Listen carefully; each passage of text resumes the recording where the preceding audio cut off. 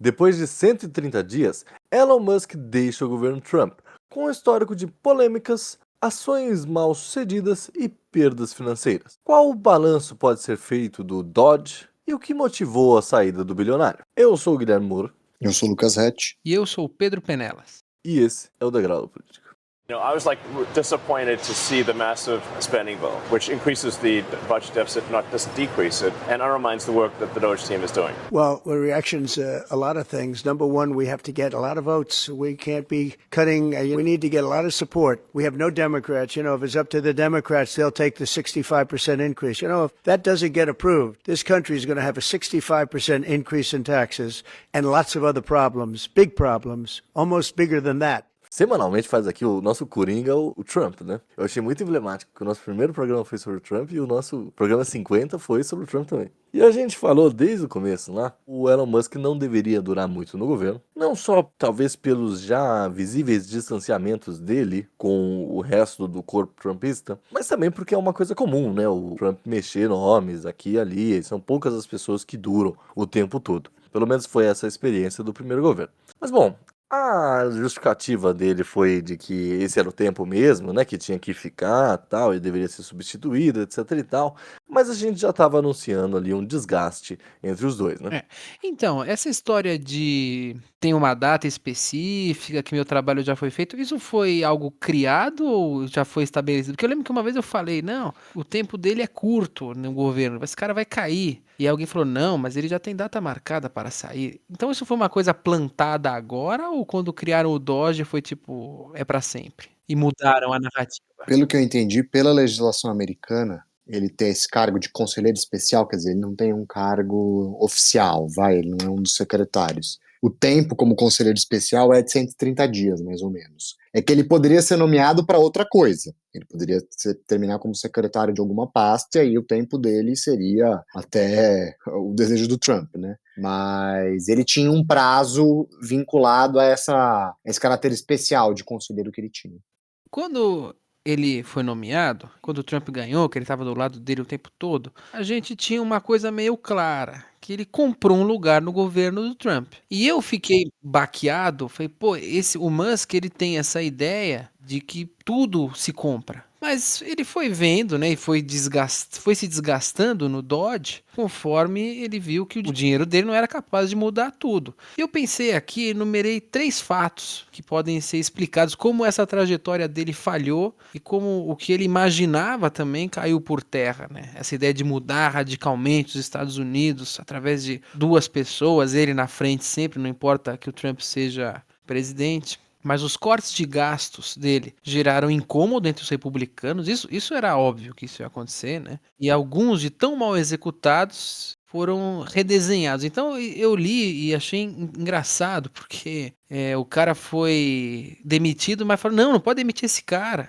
Isso já aconteceu no Brasil. E eu até dei risada. Tinha até uma sketch do Marcelo Adnet sobre isso. E simultânea à saída dele, que a gente já falou no último programa, teve o aumento do déficit nacional. Ali já tinha um claro desgaste dele no governo, ele já estava obsoleto no governo. Porque se tem uma coisa que ele não gosta é gasto público, e o governo aprova o aumento do déficit nacional, ele não estava fazendo nada ali naquele governo. E por fim, ele não foi capaz de se autopromover. O sonho dele é comprar o mundo, se tornar dono do mundo. Ficou amigo do cargo mais alto do mundo, que é o Trump, presidente dos Estados Unidos. E no fim, foi bem aquilo que você falou na introdução do programa, Guilherme. Deu tudo errado. Ele falou na despedida dele que foi apenas uma alocação relativa do tempo ao lado do governo, provavelmente um pouco alta. Então ele falou meio em tom de arrependimento isso, ou seja, ele teve um custo muito alto com isso. Porque, cara, se a gente pensar, são duas coisas que são muito antagônicas, né? Ele, enquanto chefe do chamado DOGE, né? Departamento de Eficiência Governamental, acho que é isso, né? Que pode acabar agora, né? Porque é muito difícil você conciliar esse estilo, não sei nem como chamar isso, ultraliberal, assim, libertário, sei lá, assim, de corte de gastos extremos e menos burocracias, etc e tal. Governo que é um estado extremamente burocratizado, extremamente com cargos e funcionários e etc e tal, como é o governo dos Estados Unidos, né? Ainda que os Estados Unidos seja o país liberal, o país da liberdade, blá, blá, blá, blá, blá, eles têm um estado grande, porque tem 1 milhão de coisas para gerir, né? A política que se deu em cima do Trump é o quê? Tudo bem, a gente tem os cortes fiscais, que foi aí um estopim para a saída dele. Mas você tem a questão da imigração, você tem gasto público com coisas que são caras ao Trump, ao trumpismo, aos trumpistas, etc e tal, né? E não dá para conciliar essas duas coisas. Eu me lembro de ter falado isso em outro programa, assim. É claro que os desgastes vão ter. E ainda mais porque muito se ventila, né? E sempre se ventilou as brigas entre o Musk e outros nomes, como o próprio Rubio, ou outro conselheiro especial também, outro puxadinho, que é o Peter Navarro, né? Uhum. E aparentemente o grupo do Musk saiu perdendo, né? E vamos lembrar que o Musk e talvez uns outros bilionários que estão mais juntos do governo Trump, eles não são favoráveis à política de tarifas, fuga de mentes estrangeiras que vão para as universidades e vão trabalhar nessas empresas. O governo do Trump ele é um governo muito isolacionista em muitos temas, né? Não só na economia, mas assim, a gente vive falando aí das gafes do Trump e tal, porque o Trump entende mesmo que os Estados Unidos é meio autossuficiente, né? Como ele sempre diz, né? Os outros precisam mais da gente do que a gente precisa dos outros e tal. E nessas, um cara que é sul-africano de nascimento, estudou e começou sua carreira no Canadá e fez sucesso de verdade nos Estados Unidos, não tem como esse cara tá muito ali, né? Não, e outra, aquilo que acho que nós falamos no primeiro programa, desses bilionários, das Big Techs, ele era o único aliado ideológico mesmo, né? O Peter Thiel também lá, aquele cara que ajudou a fundar o PayPal, inclusive ele parece ser a figura até mais atuante ali por trás. Mas sim, ele é um dos nomes mais proeminentes, assim, desse apoio recente ao Trump. Agora, estavam falando desse caráter mais heterogêneo do governo, e todo governo tem, né? Você vai formar ali uma construção que não vai se solidificar em posições comuns de todos os membros, né? Mas vai naturalmente tendo um decantamento de quais diretrizes políticas o governo vai seguir, e esse decantamento acaba fazendo com que os desgastes se tornem eventuais rupturas, né? E aí a gente está falando muito dessa questão da alocação de recursos da administração americana, e o foco do Donald Trump nesse primeiro semestre dele no governo, a gente pode até começar a falar em semestre, parece ter sido muito voltado para a questão das tarifas, e aí uma perspectiva mais isolacionista mesmo, de retomar uma industrialização nos Estados Unidos, um processo que já vinha começando mais gradativamente com a política industrial do Biden, mas ganhou contornos muito mais agressivos agora com a política tarifária do Trump. A gente vai ver como ela vai se dar, mas não parece algo que ele vá abrir mão. Ele pode abrir mão de partes, mas não do todo. E a segunda questão é a questão da imigração, né? Eu acho que são dois tópicos que vão necessitar de um enfoque de gastos públicos muito acentuado, inclusive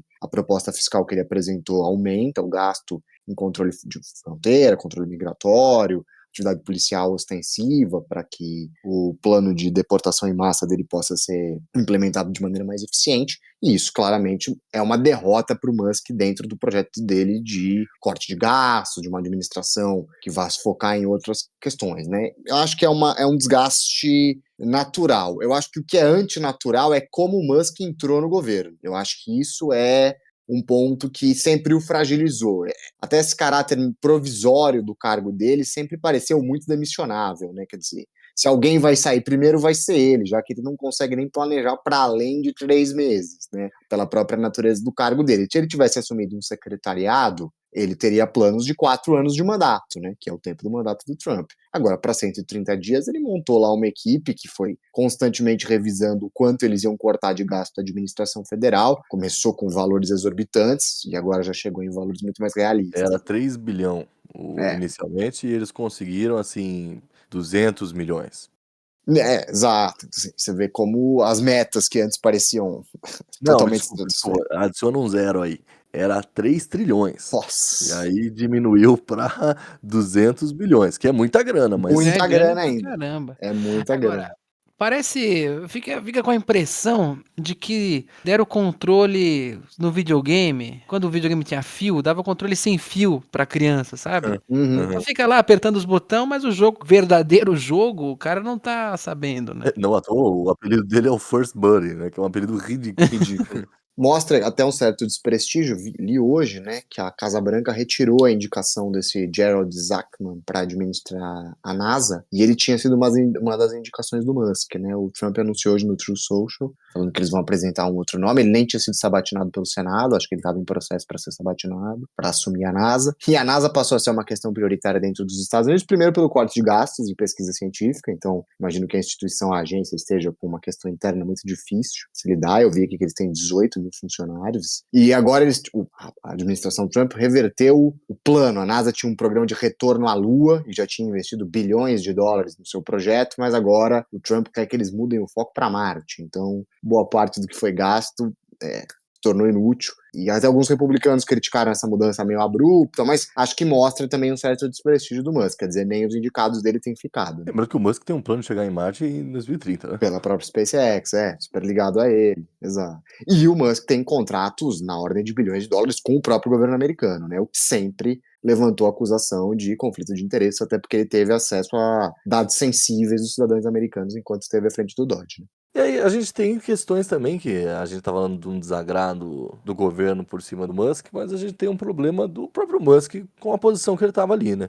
Que quando ele entra pro governo, é aquele jargão do Twitter, né? Quem lacra não lucra, né? Ele passou a ter um monte de perda econômica das empresas e boicotes dos consumidores, as ações das empresas indo para baixo, indo para cima. A própria questão das tarifas foi um problema para as indústrias dele. Lembrando, eu acho que foi o próprio Peter Navarro, quem talvez ele fosse mais antagonista, né? Que chegou a falar que a Tesla era só uma montadora de peças estrangeiras, tal. Enfim, se a gente pensar que ele é um empresário, bilionário, dono de empresas e etc e tal, essa ida pro governo só atrapalhou os negócios, né? A relação que ele tem na Europa, né, muito dificultada. Ele apoiou a AfD, né, apareceu naquele vídeo, e eu sei que as vendas dele na Europa tiveram um declínio muito grande, especialmente na Alemanha, porque, como você falou, muitos consumidores naturalmente vão boicotar. E assim, a gente estava falando de patrimonialismo, né, e como o mundo todo agora é o Brasil, agora os Estados Unidos têm o patrimonialismo americano, né. Falta só algum cientista social americano escrever a versão dele dos donos do poder, né, mas eles já estão lentamente caminhando por esse processo de brasilianização. Então, tratar dessa coisa da AfD, tudo bem que a gente tinha já uma ideia que a CDU já ia ganhar na Alemanha, mas o protagonista daquilo que a gente discutiu nos últimos programas de efeito anti-Trump é o Musk, né? Como assim? Com ele dando apoio à AfD, ele dando apoio a outros partidos, fazendo saudação nazista. O pilar do efeito anti-Trump, nesse sentido, para mim, é o Musk. Eu fiquei pensando nisso, elaborando a pauta, que eu falei algumas vezes o efeito anti-Trump na Romênia, mas um cara que tem muito a ver com isso é o Musk também.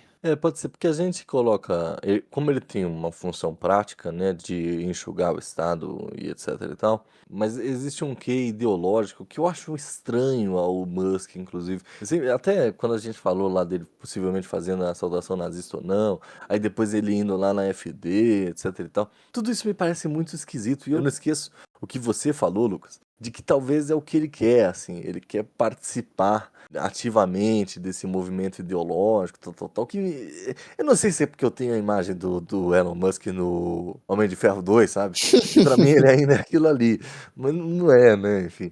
Outra coisa que desprestigiava e irritava os membros do governo com ele era esse jeito dele, né? Ele aparecendo no começo da FD, não pegou bem dentro dos quadros republicanos, porque é um funcionário falando nas eleições de outro país, isso nunca é bom, ou aquela gafe do Trump com o Cyril Ramaphosa, o presidente da África do Sul, muito se atribuiu, pelo menos, a um estilo espalhafatoso do Musk, influenciando o Trump, etc e tal. Então, eu concordo com você, Pedro. Talvez o Musk seja mais caricato que o Trump quando ele entra nessas questões ideológicas da coisa, né? Porque assim, eu achei engraçado que eu ia escrevendo a minha fala aqui e dava a entender, e eu tava com medo que transpassasse isso pro podcast, que eu estivesse falando a culpa do Trump é o Musk. O Trump não tem nada a ver, o Trump é um excelente presidente. A gente sabe que não. Mas eu fiquei com medo disso transparecer, porque eu ia falando que o Musk era tão nocivo, tão destrutivo, que fazia do Trump um banana, mas não é. A gente sabe que não é. Você tá com medo de a galera continuar te chamando de petista nos Não, já comentários. fui chamado de petista, agora você É trumpista, né? isso. É o vermelho, né? É vermelho. Eu fico com a impressão de que o Musk, E aí, quando a gente discutiu no programa inaugural, aí falando sobre a posse do Trump, falando sobre a saudação nazista que ele fez, e etc., e as aparições depois, que era uma questão dele disputar capital simbólico, né? Ele era alguém que conseguia atrair questões empresariais, uma influência muito grande no setor privado, enfim, uma projeção muito grande, mas que aquilo era uma disputa política e que ele entendia ser necessário contar com um apoio mais ideológico, né? E eu fico com a impressão de que esse movimento dele de buscar um apoio até público, com bases republicanas, trumpistas mais arraigadas, é antinatural para ele. Por isso que eu acho que soa tudo muito estranho quando comparado ao Trump. Porque o Trump é aquilo. Ele é essa figura formada no meio televisivo e ele transporta um pouco essa persona que ele construiu ao longo da carreira dele como empresário e apresentador de televisão para a presidência. Então, o Trump, em última instância, é mais o personagem Trump do que ele no íntimo dele, né? Ele é quase o Silvio Santos dele mesmo, assim. Agora, o Elon Musk, não, né? Ele era uma figura super discreta.